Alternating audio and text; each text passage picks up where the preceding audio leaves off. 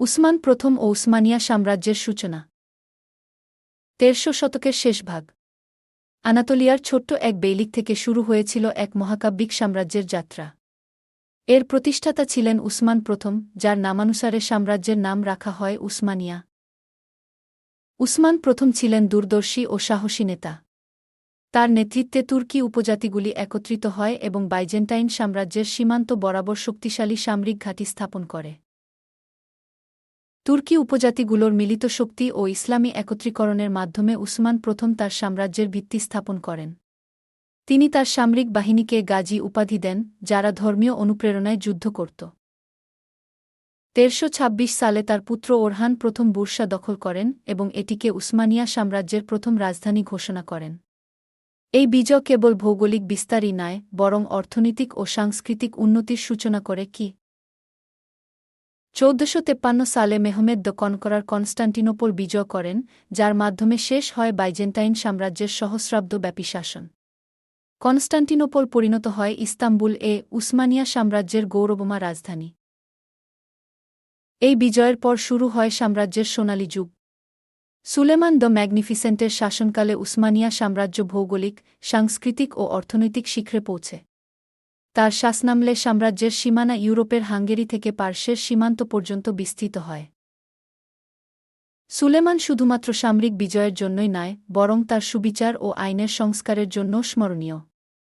তার প্রবর্তিত কানুন আইন ব্যবস্থা সাম্রাজ্যে ন্যায় ও শৃঙ্খলা বজায় রাখে। এই সময়ে শিল্প, সাহিত্য ও স্থাপত্যে অভূতপূর্ব উন্নতি ঘটে। ইস্তাম্বুলে গড়ে ওঠে দৃষ্টিনন্দন মসজিদ, প্রাসাদ ও উদ্যান, যা আজও বিশ্ব ঐতিহ্যের অমূল্য নিদর্শন।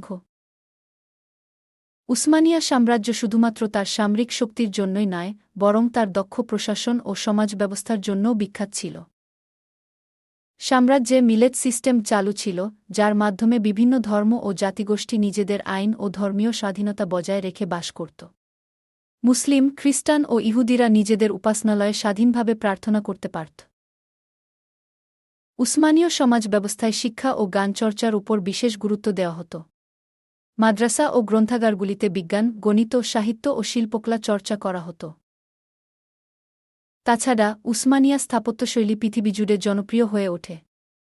টপকাপি প্যালেস, ব্লু মসজিদ এবং হাগিয়া সোফিয়া এর অন্যতম উদাহরণ। তাদের তৈরি সড়ক, সেতু ও প্রাসাদ আজও ইস্তাম্বুলের সৌন্দর্য বৃদ্ধি করে। কিন্তু যেমন উত্থান ছিল মহাকাব্যিক, তেমনি পতনও ছিল অবশ্যম্ভাবী। ১৮০০ ও ১৯ শতকে ইউরোপের বিজ্ঞান ও প্রযুক্তিতে অগ্রগতির সাথে তাল মেলাতে না পারায় উসমানিয়া সাম্রাজ্য দুর্বল হতে থাকে। অভ্যন্তরীণ দুর্নীতি, প্রশাসনিক অব্যবস্থা এবং সামরিক পরাজয়ের কারণে সাম্রাজ্য তার শক্তি হারাতে শুরু করে। ইউরোপের রুগ্ন মানুষ নামে পরিচিতি পায় এই সাম্রাজ্য।